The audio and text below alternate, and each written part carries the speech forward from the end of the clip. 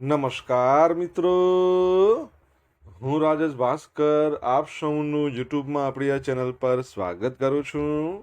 મિત્રો, આજે આપણે તારીખ 27મી મે 2025ના કેટલાક મોસ્ટ ઇમ્પોર્ટન્ટ કરંટ અફેર અને અગાઉની પરીક્ષામાં પૂછાયેલા કેટલાક ઇમ્પોર્ટન્ટ પ્રશ્નો વિશે ડિટેલમાં ચર્ચા કરીશું, જે આપને આવનારી પરીક્ષા માટે ખૂબ જ ઉપયોગી સાબિત થશે. તો મિત્રો, આપ આ ચર્ચા સાથે જોડાઈ રહેજો અને વિડીયોને પહેલેથી લઈને છેલ્લે સુધી પૂરેપૂરો જોવાનો આગ્રહ રાખજો. તો ચલો મિત્રો, શરૂ કરીએ. શરૂઆત કરતા પહેલા જણાવી દઉં કે જો તમારે આપણી આ યુટ્યુબ ચેનલને સબસ્ક્રાઇબ કરવાનું બાકી હોય તો ચેનલને સબસ્ક્રાઇબ કરજો, નોટિફિકેશન બેલ આઇકોનને પ્રેસ કરીને, અને જો તમને વિડીયો પસંદ આવે તો વિડીયોને લાઈક કરજો. પરંતુ વિડીયોને શેર કરવાનું ના ભૂલતા અત્યારે જ તમારા જેટલા પણ મિત્રો છે બધા મિત્રો જોડે આ વિડીયોની લિંકને શેર કરો. ચલો તો શરૂઆત કરીએ. સૌપ્રથમ જોઈશું અગાઉની પરીક્ષામાં પૂછાયેલા બંધારણના પ્રશ્નો, જેના જવાબો તમારે મને કમેન્ટ બોક્સમાં લખીને જણાવવાના છે. વિડીયોના લાસ્ટમાં જ્યારે હું તમને આ દરેક પ્રશ્નના જવાબ જણાવું ત્યારે તમારે ચેક કરવાનું છે કે તમે આપેલા પ્રશ્નોના જવાબમાંથી કેટલા પ્રશ્નોના જવાબ સાચા છે, અને જેટલા પણ પ્રશ્નો જવાબ સાચા હોય એનો આંકડો તમારે કમેન્ટમાં લખવાનો છે કે 10માંથી આટલા સાચા છે. ડેલી જીકે ટેસ્ટમાં આપણે રોજ 10 પ્રશ્નો પૂછે છે, જેમાંથી 5 પ્રશ્નો બંધારણના હોય છે. બાકીના જે 5 પ્રશ્નો છે એ ગુજરાતની ભૂગોળના હોય છે. તો તમે તમારો આન્સર આપો નીચે કમેન્ટ બોક્સમાં, અને હું આજના કરંટ અફેરનો પ્રથમ પ્રશ્ન છે એની શરૂઆત કરું છું. આજનો પ્રથમ પ્રશ્ન છે, તાજેતરમાં કોણે ગાંધીનગરમાં પ્લાસ્ટિક એકત્રીકરણ કેન્દ્રનો શુભારંભ કરાવ્યો? તો જવાબ આવશે મુળુભાઈ બેરા, જેઓ આપણા ગુજરાતના વન પર્યાવરણ મંત્રી છે, એમના દ્વારા આ શુભારંભ કરવામાં આવ્યો છે. ગીર ફાઉન્ડેશન, જેની સ્થાપના 1982માં થઈ હતી, તો ગીર ફાઉન્ડેશન ગાંધીનગર દ્વારા વિશ્વ પર્યાવરણ દિવસની ઉજવણીના ભાગરૂપે, તમને ખબર જ છે ને વિશ્વ પર્યાવરણ દિવસ ક્યારે મનાવવામાં આવે છે? 5મી જૂન. તો 5મી જૂન સુધી વૈશ્વિક સ્તરે પ્લાસ્ટિક પ્રદૂષણનો અંત, આવા વિષય ઉપર લોક જાગૃતિ અભિયાનનું આયોજન કરવામાં આવ્યું છે. આ અભિયાન હેઠળ પર્યાવરણીય પડકારો તેમજ પ્લાસ્ટિક પ્રદૂષણ અંગે જનજાગૃતિ કેળવવા વિવિધ કાર્યક્રમોનું આયોજન કરવામાં આવશે.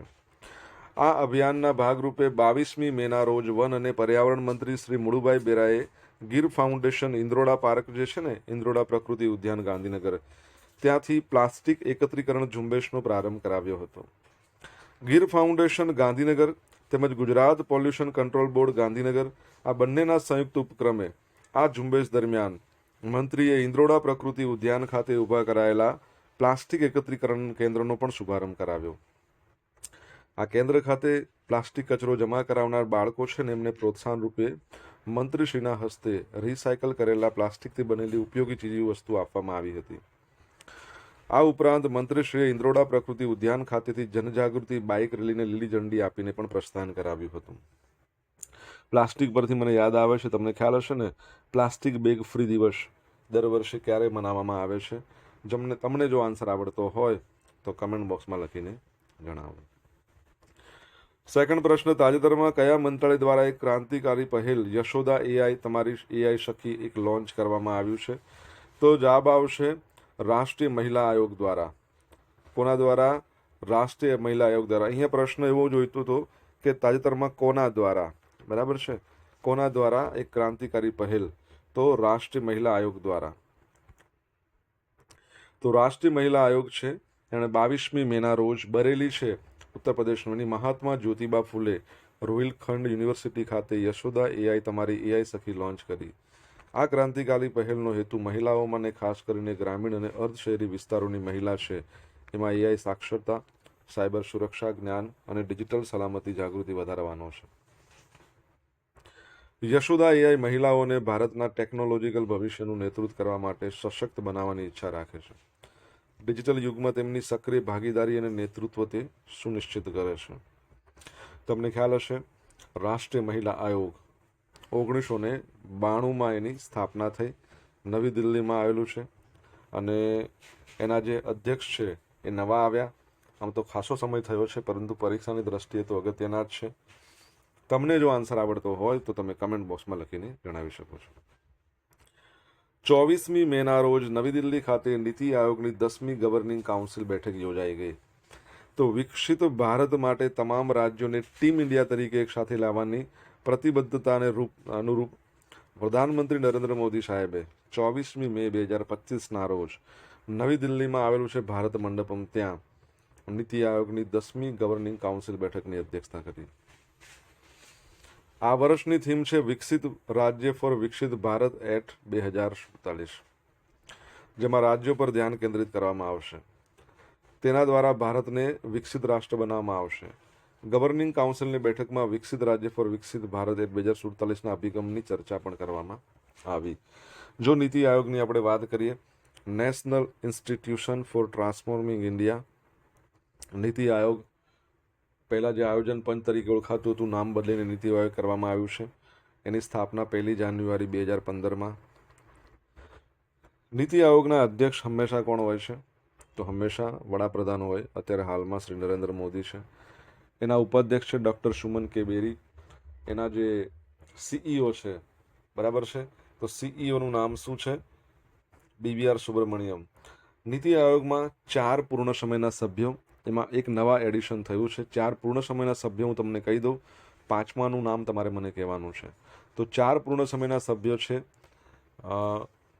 VK પોલ, VK સારસ્વત, રમેશચંદ અને અરવિંદ વિરમાણી. ઓકે, યાદ રાખજો. આગળ વધીએ. મિત્રો, વિડીયો પસંદ આવ્યો હોય, ભણવાની મજા આવી હોય તો વિડીયોને એક લાઇક કરજો. તમારા મિત્રો જોડે વિડીયોની લિંકને શેર કરજો.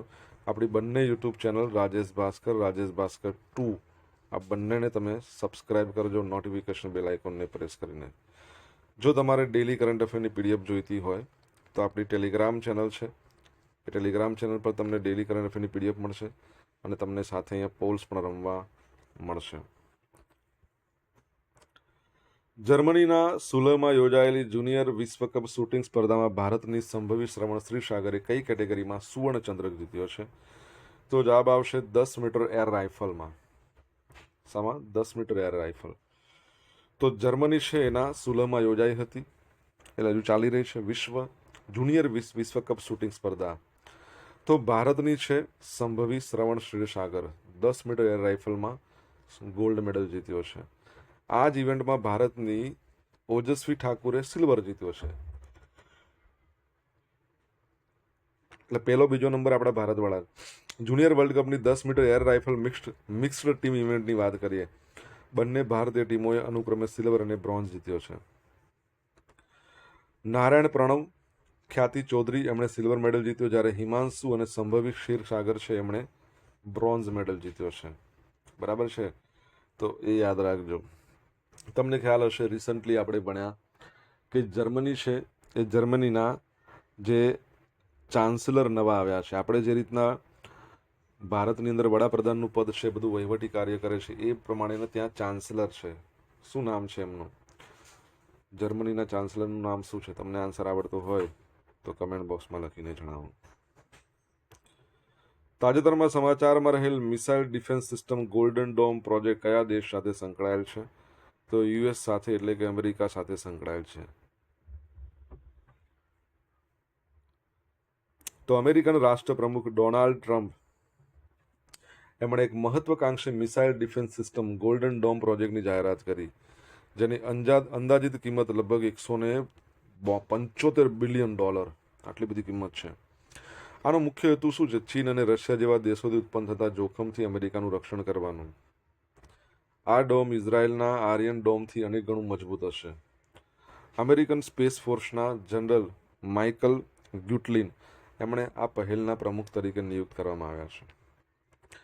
તેમાં સર્વેલન્સ ઉપગ્રહો અને ઇન્ટરસેપ્ટર ઉપગ્રહો બંનેનો સમાવેશ થશે, જે લોન્ચ પછી તરત જ મિસાઇલોને નિશાન બનાવશે. બરાબર છે, તો યાદ રાખજો. પરીક્ષાની દ્રષ્ટિએ આ બહુ અગત્યનો પ્રશ્ન છે. તમને ખ્યાલ હોય તો રિસન્ટલી જ અમેરિકાના પ્રેસિડન્ટ આ જે છે 47મા નંબરના ડોનાલ્ડ ટ્રમ્પ, એમણે કોઈ એક યુનિવર્સિટી પર, તમને ખબર હશે ને, એમણે બેન કરાવડાવી દીધો કે વિદેશના વિદ્યાર્થીઓ ભણી શકશે નહીં. કઈ યુનિવર્સિટી? આ ઉપરાંત આપણે ગઈકાલે જ ભણ્યા હતા કે મિનિટમેન 3 નામની મિસાઇલનું ટેસ્ટ પરીક્ષણ કર્યું. 24,000 કિલોમીટરની એની સ્પીડ છે, બરાબર છે, 4200 માઇલ એણે કાપ્યું. આપણે ભણ્યા હતા. ઓકે, તો એ પણ યાદ રાખજો. બાકી તો ઘણી બધી બાબત છે યુએસએ વિશે જે આપણે અગાઉ ઘણા બધા લેક્ચરમાં ઘણું બધું ભણ્યા છીએ. તમને શું યાદ આવે છે આમાંથી કમેન્ટ બોક્સમાં લખો. ભારત જાપાનને પાછળ છોડીને વિશ્વની ચોથી સૌથી મોટી અર્થવ્યવસ્થા બની ગઈ. બરાબર છે. તો તાજેતરમાં ઇન્ટરનેશનલ મોનિટરિંગ ફંડનો ડેટા, ઇન્ટરનેશનલ મોનિટરિંગ ફંડ ખ્યાલ છે ને, આપણે ભણ્યા હતા. પાકિસ્તાન છે, એ પાકિસ્તાનને $1.4 બિલિયન એક કહી શકીએ લોન, અને એના સિવાય પણ બીજી $1 બિલિયન એટલે ટોટલ $2.4 બિલિયન છે એ એને આપી હતી, આપણે ભણ્યા હતા. હવે આ ઇન્ટરનેશનલ મોનિટરિંગ ફંડની વાત કરીએ. ક્રિસ્ટલિના જોર્જીવા તેના અધ્યક્ષ છે, અધ્યક્ષ એટલે કે એમડીસીઓ. તો એમના ડેટા અનુસાર ભારતનો જીડીપી $4 ટ્રિલિયન વટાવી ગયો છે. નીતિ આયોગના સીઈઓ છે ને આપણા BVR સુબ્રમણ્યમ, એમણે આ માહિતી આપી. ભારતનો જીડીપી વધીને $4.187 ટ્રિલિયન થયો છે. જાપાનનો 4.186 જીડીપી કરતાં વધારે છે. એટલે હવે ભારત છે ને એ જાપાનને પાછળ છોડી વિશ્વનું સૌથી મોટું ચોથા નંબરનું અર્થતંત્ર બન્યું છે. અમેરિકા છે નંબર 1 પર છે, $30.51 ટ્રિલિયન. ચાઇના બીજા નંબર પર છે, $19.23 ટ્રિલિયન. જર્મની $4.74 ટ્રિલિયન ત્રીજા નંબર પર.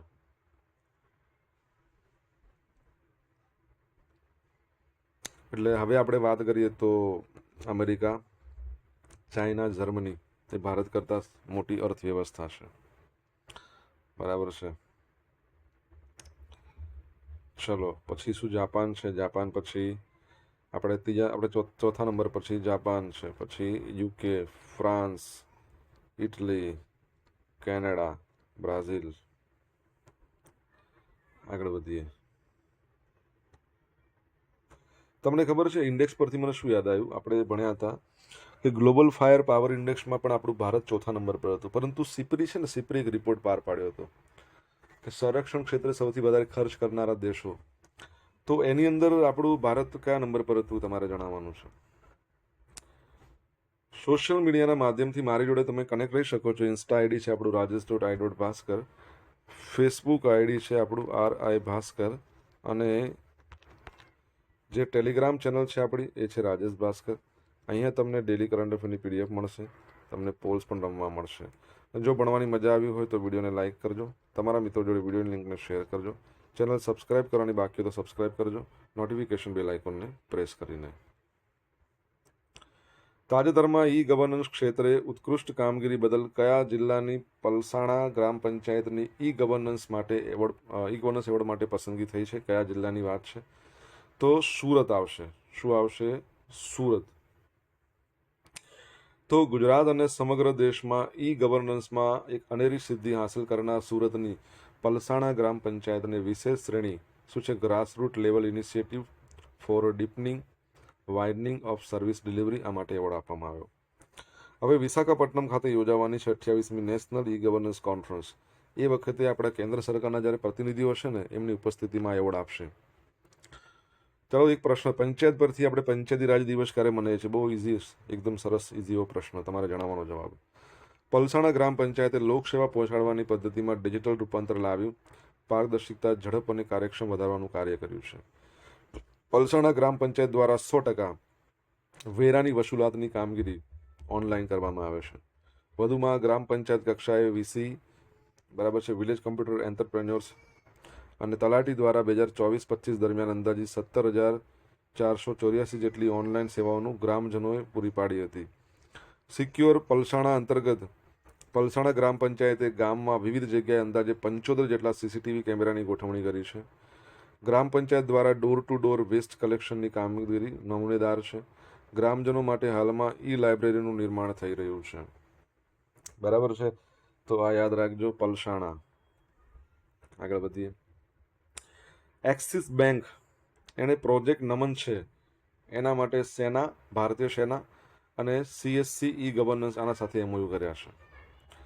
તો એક્સિસ બેંકે જે ભૂતપૂર્વ સૈનિકો છે એમના પરિવાર છે એમના માટે સમર્પિત છે પ્રોજેક્ટ નમન. એને ટેકો આપવા માટે ભારતીય સેના અને CSC governance services India limited સાથે ત્રિપક્ષીય MOU કર્યા છે. આ પ્રોજેક્ટ આ પ્રોજેક્ટ હેઠળ જે એક્સિસ બેંકના ભૂતપૂર્વ એક્સિસ બેંક છે ને એ ભૂતપૂર્વ આપણા જવાનો છે, યુદ્ધમાં શહીદ થયેલા સૈનિકોની વિધવાઓ છે, નજીકના સગાઓ છે, એમને આવશ્યક સેવાઓ પૂરી પાડવા ફેસિલિટેશન સેન્ટર ઊભા કરવામાં મદદ કરશે, જેથી કલ્યાણ અને પેન્શન સંબંધિત સહાયની સરળ પહોંચ સુનિશ્ચિત થઈ શકે. વર્ષ 2023માં લોન્ચ થયેલો પ્રોજેક્ટ નમન સુરક્ષા કર્મચારીઓ માટે પેન્શન સંબંધિત પ્રક્રિયાઓ સરળ બનાવવા માટે સંરક્ષણ મંત્રાલય દ્વારા લોન્ચ કરાયેલી જે ડિજિટલ પેન્શન સિસ્ટમ સ્પર્શ, ફૂલ ફોર્મ શું છે? સિસ્ટમ ફોર પેન્શન એડમિનિસ્ટ્રેશન રક્ષા, એનો અમલ કરવા પર ધ્યાન કેન્દ્રિત કરે છે. આ ભાગીદારી હેઠળ મહારાષ્ટ્ર, ગુજરાત, તમિલનાડુ, પંજાબ, ઉત્તર પ્રદેશ, જમ્મુ કાશ્મીર, પશ્ચિમ બંગાળ, અરુણાચલ પ્રદેશ, આસામ, નાગાલેન્ડ, રાજસ્થાન અને અન્ય સહિતના 13 રાજ્યોમાં 25 શું છે ડીઆઈએવી સ્થળો હોય ને ત્યાં સીએસસી ઊભા કરશે. એટલે ડીઆઈએવી એટલે the directorate of Indian army veterans, અહીંયા સીએસસી સેન્ટર્સ ઊભા કરવામાં આવશે. બરાબર છે, ક્લિયર. એક્સિસ બેંકની વાત કરીએ 1993માં એની સ્થાપના as a unit trust India એટલે UTI bank, Mumbai headquarters. MD CEO તો તમે જ મને કહેશો, કમેન્ટ બોક્સમાં લખીને જણાવો કોણ છે એના એમડી સીઈઓ. હવે જોઈશું અગાઉની પરીક્ષામાં પૂછાયેલા બંધારણના પ્રશ્નો. પહેલો પ્રશ્ન, લોકસભાના સભ્ય થવા માટે લઘુત્તમ વય કેટલા વર્ષની છે? તો બધાને આવડતું જ હશે, 25 વર્ષ જોઈએ. નીચેની કઈ ગુજરાતી વ્યક્તિ બંધારણ સભામાં સભ્ય ન હતી? રવિશંકર મહારાજ. લોકસભામાં ગુજરાતનું પ્રતિનિધિત્વ એટલે કેટલી સીટો છે? 26. રાજ્યસભામાં 11 અને વિધાનસભામાં 182. ભારતના પ્રથમ ઉપરાષ્ટ્રપતિ ડૉક્ટર સર્વપલ્લી રાધાકૃષ્ણન. ભારતના બંધારણનો અમલ ક્યારથી થયો? જો અમલ પૂછ્યું છે તો 26 જાન્યુઆરી 1950. સ્વીકારવામાં ક્યારે આવ્યું? 26 નવેમ્બર 1949. હવે મિત્રો જોઈશું અગાઉની પરીક્ષામાં પૂછાયેલા ગુજરાતના ભૂગોળના પ્રશ્નો. પહેલો પ્રશ્ન, ગુજરાતમાં સૌથી ઓછો વરસાદ કયા વિસ્તારમાં નોંધાય છે? તો કચ્છમાં. ગુજરાતમાં કર્માબાઈનું તળાવ ક્યાં આવેલું છે? તો શામળાજી ખાતે આવેલું છે. ભારતના કુલ દરિયા કિનારાનો આશરે કેટલો ભાગ ગુજરાત ધરાવે છે? તો ગુજરાત છે ચોથો ભાગ. તમારા માટે પ્રશ્ન એ છે કે અત્યારે દરિયા કિનારો વધી ગયો છે, તો ગુજરાતનો દરિયા કિનારો એપ્રોક્સિમેટ કેટલો છે એ તમે કમેન્ટમાં લખજો. આનો જવાબ તો હું તમને આપવાનો નથી. તમને ના આવડતું હોય તો સર્ચ કરો ગૂગલમાં, આવડતું હોય તો લખો, અને ના આવડતું હોય તો સર્ચ કરીને પણ લખો તો ખરા જ. કયું શહેર જહાજ ભાંગવાના ઉદ્યોગ સાથે સંકળાયેલ છે? તો ઓખા, ઓખા ક્યાં, સોરી ભાવનગર, અલંગ આપણું. ગુજરાતમાં ખનિજ સૌપ્રથમ કયા સ્થળે મળી આવ્યું? લુણેજ ખાતે. હવે જોઈશું ગઈકાલે પૂછેલા પ્રશ્નો. જ્યાં પહેલો પ્રશ્ન કે તાજેતરમાં ગુજરાતના કેટલા રેલવે સ્ટેશનો સહિત 103 અમૃત સ્ટેશનનું પીએમ મોદીએ વર્ચ્યુઅલી ઉદ્ઘાટન કર્યું? ગુજરાતના 18 છે. ભારતના ચૂંટણી પંચે મતદાન મથક પર મતદારોની મહત્તમ સંખ્યા હાલની 1500થી ઘટાડીને 1200 કરી દીધી છે. આ પરીક્ષાની દ્રષ્ટિએ બહુ અગત્યનો પ્રશ્ન, બંને આમ તો અગત્યના છે. આજે પૂછેલા પ્રશ્નોના જવાબ જોઈ લે. પહેલો પ્રશ્ન એવો પૂછ્યો હતો, પ્લાસ્ટિક બેગ ફ્રી દિવસ આપણે ક્યારે મનાવીએ છીએ? 3 જુલાઈ. સેકન્ડ પ્રશ્ન હતો, રાષ્ટ્રીય મહિલા આયોગના અધ્યક્ષ? તો વિજયા રાહટકર. ત્રીજો પ્રશ્ન, નીતિ આયોગના પૂર્ણ સમયના નવા સભ્ય બન્યા છે 5મા નંબરના રાજીવ ગોબા. ચોથા નંબરનો શું છે? જર્મનીના નવા ચાન્સેલર. આવો જ પ્રશ્ન હતો ને? Yes, Frederick merge. 5મા નંબરનો પ્રશ્ન, કઈ યુનિવર્સિટી છે એને વિદેશી વિદ્યાર્થીઓને એડમિશન આપવાની મનાઈ એટલે ના પાડી છે? તો હાર્વર્ડ યુનિવર્સિટી. શું નામ છે એનું? હાર્વર્ડ. 9મો પ્રશ્ન,